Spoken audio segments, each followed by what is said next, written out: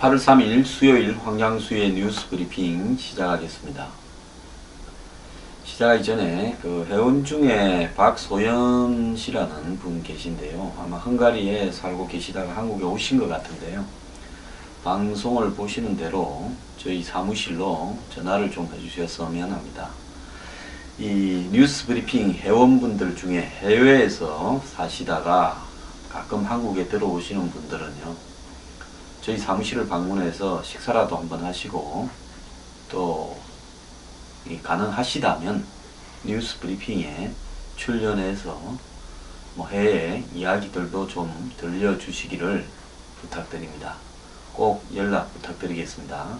박소연 씨 뿐만 아니라 이 뉴스 브리핑 해외에서 가입한 회원분들 한국에 오셨을 때 저희 당산동 미래경영연구소로 방문하셔가지고요, 인사도 나누고 이 회원으로서 대담도 좀 하시고 하면서 추억을 좀 쌓고 돌아가시기를 부탁드립니다. 자, 박 대통령이 어제 우병우 수석 문제에 대해서 말하지를 않았습니다. 아예 언급을 안 했습니다. 자, 그러면서 개각도 언급을 하지 않았습니다. 사드는 국회의원이나 지자체 단체장 등을 직접 만나겠다.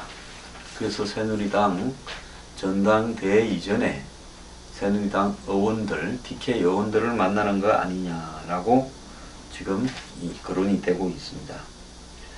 자, 곤란한 문제는 답을 안 하는 것이 상책일 거라고 생각도 됩니다만은, 자, 그냥 이 문제에 대해서 깔끔하게 정리하고 다시 신길전에서 가실 수는 없는 건지 저는 아쉬운 생각이 듭니다.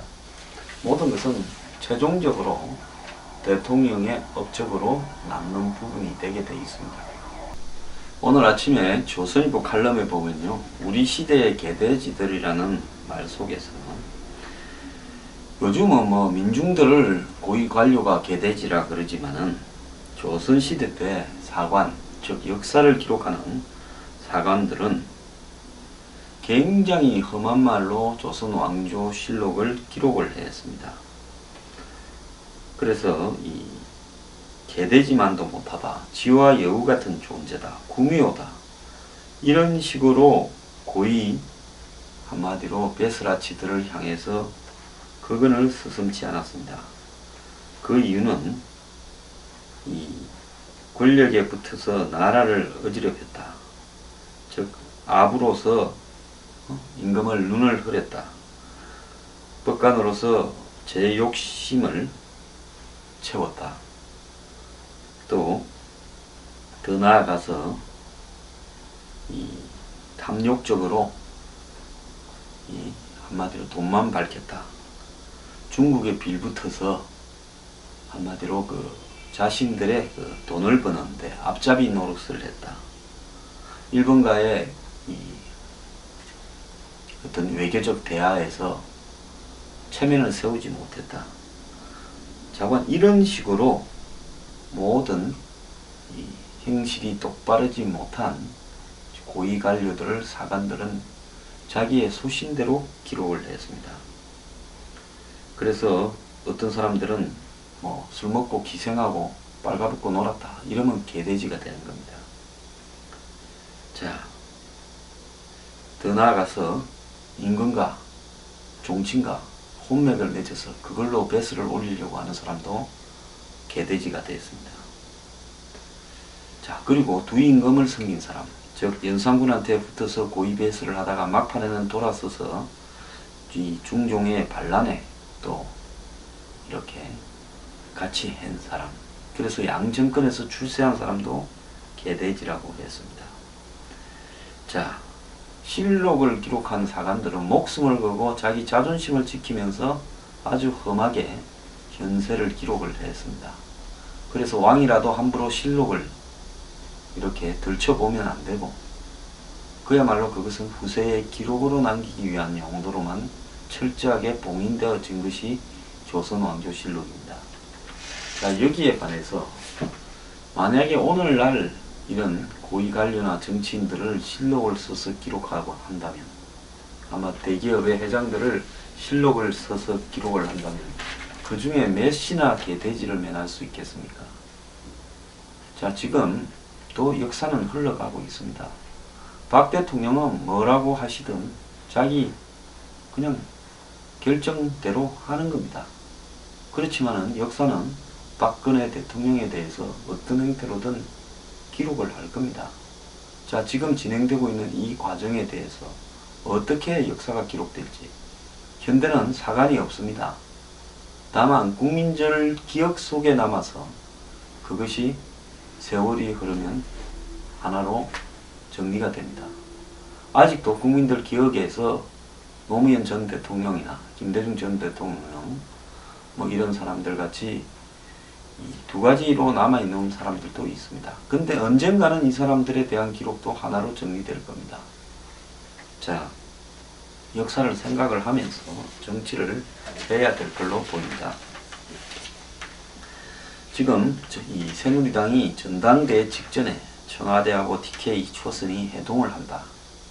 그래서 결국은 TK 초선들에게 박 대통령이 친박 후보를 밀어라, 이렇게 영향력을 행사하는 것이 아니냐라는 논란이 생기고 있습니다.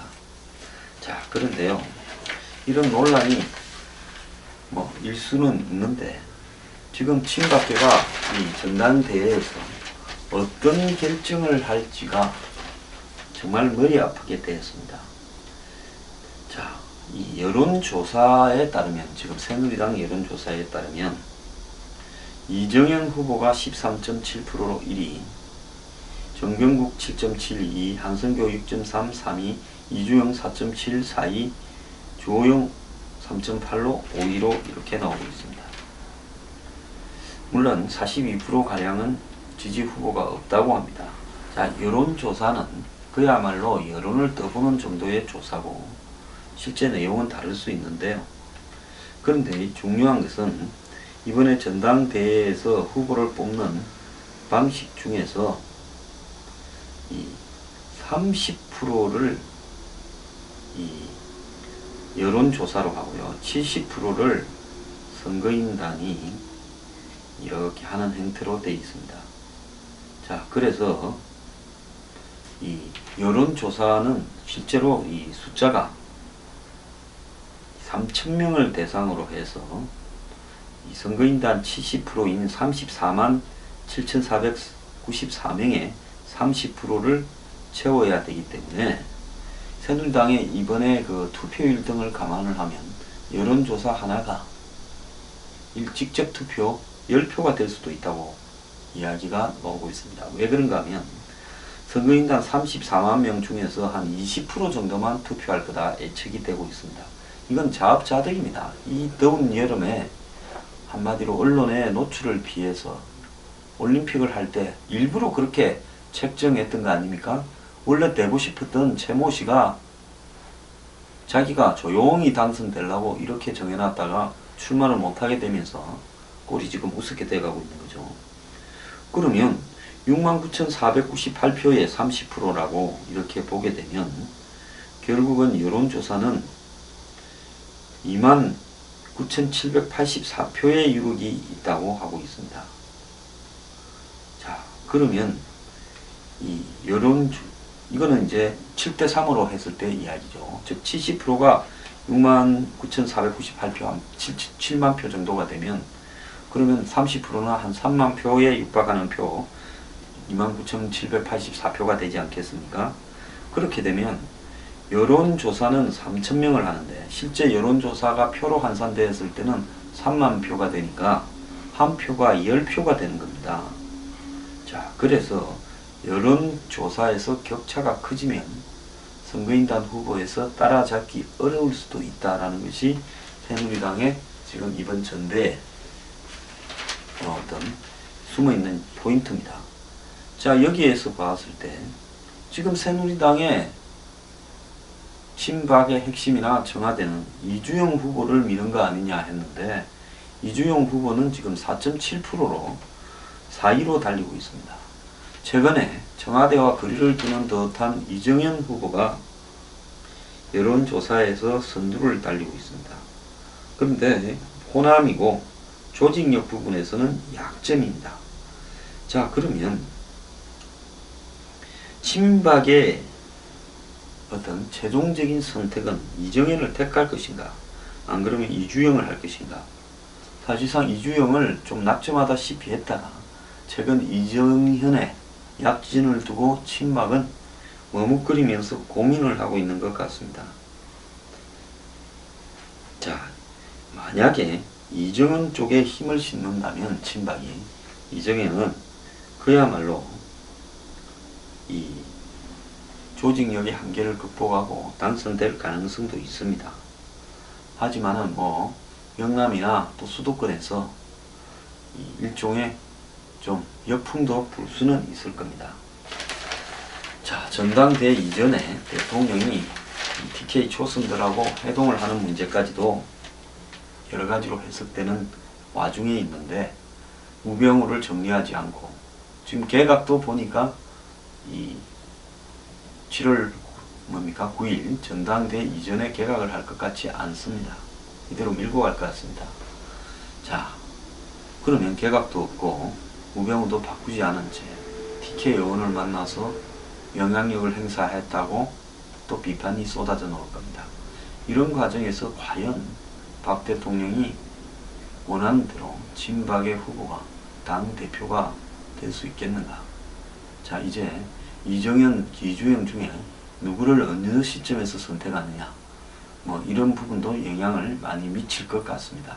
근데 국민들은 관심이 없습니다. 국민들 관심에서 이렇게 멀어진 당 대표 선거가 무슨 의미가 있겠는가 합니다. 과거에 우리 정치사에 보면 이 당 대표 선거를 할 때 야당 같은 경우에는 거의 강목 정당대회고 치고받고 폭력배가 동원되기도 하고 했지만 전 국민적 관심사로 야당의 전당대회가 항상 주목을 받아왔습니다. 그런 어떤 다이나믹한 역동성을 통해서 이 한국 정치가 발전되어 왔는데 이제는 역동성이 사라지고 잊혀진 선거를 스스로 하려고 하는 새누리당, 알다가도 모르겠습니다. 더민주도요 8월 24일 날 전당대회를 하는데 지금 여론조사 결과를 보면 추미애 14.5, 송영길 12%, 이정걸 9.6%라고 하고 있습니다. 자, 이 더민주의 당 대표 지지도는 매우 좀 복잡한데요. 전체로 보면 이렇게 조사가 나오는데 야당 지지층으로 보면 송영길이 20.7%로 1등, 그 다음에 추미애가 17.9%, 김상곤이 12.4%, 이종걸이 9.6% 이렇게 나오고 있습니다. 그리고 호남에서 지지를 보면 이종걸이 17.8%, 그 다음에 송영길이 15.9%, 추미애가 14.5%, 김상곤이 4.9% 이렇게 나옵니다. 전체적으로 봤을 때는 2강 1중 1약, 그래서 2강은 추미애 송영길 싸움이고요. 그리고 이 1중은 이종걸이고 1약은 김상곤이다. 지금 이렇게 되어 있는데 호남에서는 지금 비주류인 이종걸이 1위를 한다는 건 결국 호남 정서가 아직도 더민주당의 친노 친문에게는 당 내부에서도 매우 부정적인 어떤 요소가 있다라는 겁니다. 자, 그런데 더민주당의 지지자들이 지금 이렇게 평가를 하고 있음에도 불구하고 더민주당 당권 후보들은 전부 노무현 전 대통령이나 친노에 대해서 흑역사가 있습니다. 그래서 지금 1, 2, 3등을 달리는 후보가 전부 다 과거의 일을 반성한다, 사과한다 하고 있습니다. 추미애 후보는 2004년에 열린우리당과 민주당이 갈라질 때, 새천년 민주당이 갈라질 때 가지 않고 새천년 민주당에 남아서 탄핵의 찬성표를 던졌는데 같은 해 이 탄핵 역풍이 불었을 때, 그러니까 탄핵 직후에 선거가 있었죠. 3월 달에 탄핵했고 4월 달에 선거가 있지 않았습니까? 이때 선대위원장을 맡았습니다. 그래가지고 삼보 일배로 탄핵을 또 반성을 했습니다. 많은 그때 총선에서 낙선을 했죠.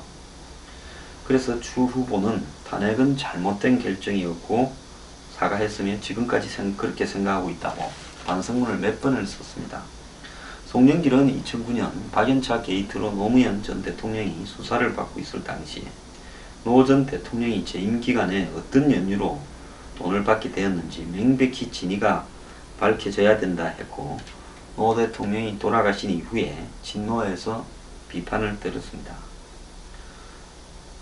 자, 송영길은 당시 사건에 똑같이 연루됐던 MB 정부가, MP 쪽도 박연차한테 돈을 받고는 노무현 정권에만 수사 칼날을 돌리려고 해서 방어하려는 취지로 이렇게 말했다, 이런 말을 했습니다. 그렇지만은 현재 이런 송영길 의원에 대한 비판은 줄어들지 않고 있습니다.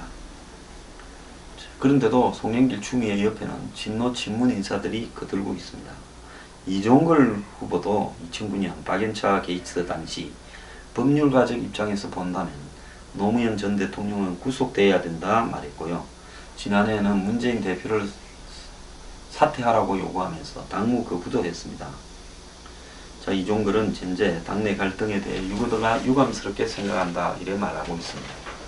제가 참 정치가 더러워서요, 제 같은 사람은 정치를 안 해야 된다라고 확고하게 생각하는 이유가요, 제가 당 만들어서 당수하지 않으면 저는 정치를 안 해야 됩니다. 왜냐하면 저는 이래 못합니다. 어떻게 한 입에 두 말을 할 수 있습니까? 그러니까 정치가 이렇게 한 입에 그때그때 다르게 자신의 이해관계나 기분에 따라서 씹었다가 또 씹은 것을 후회하고 사과하고 빨아야 됩니다. 씹었다 빨았다, 이게 정치를 하는 대한민국의 어떤 필수적 과정이라면 정치 안 하는 것이 낫지 않겠습니까? 참 정치 더럽습니다.